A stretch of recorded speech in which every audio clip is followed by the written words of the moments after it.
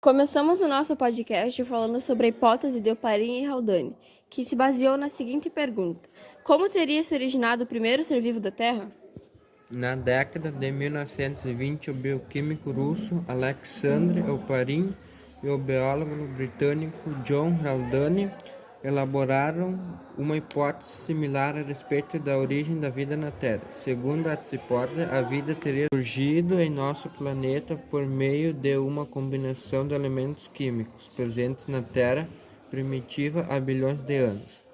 Propunham que a atmosfera primitiva seria composta pelos gases metano, hidrogênio, amonia e vapor d'água. Como não havia gás oxigênio na atmosfera, também não existiam camadas de ozônio, e portanto a Terra não tinha proteção contra a radiação ultravioleta emitida pelo Sol. Assim, a radiação solar e as descargas elétricas de tempestades que então eram muito frequentes seriam fonte de energia para diversas reações químicas que poderiam ocorrer entre os componentes da atmosfera. No caso, tais reações teriam permitido a formação das primeiras moléculas orgânicas. Essas moléculas teriam se acumulado inicialmente na água de poças à beira do mar, por meio de interações químicas. Teriam formado aglomerações que mantinham um ambiente interno diferente do externo.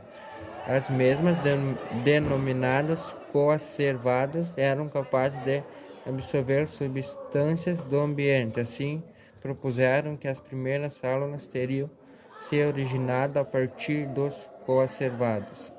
Em 1953, os norte-americanos Stanley Miller e Harold Urey testaram a hipótese de Oparin e Haldane em laboratório.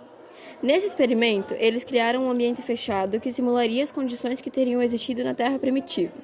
Quando analisaram o líquido coletado, eles identificaram a presença de moléculas orgânicas, que acreditava-se serem produzidas apenas por células vivas. Entre elas, moléculas encontradas nos seres vivos, como os aminoácidos.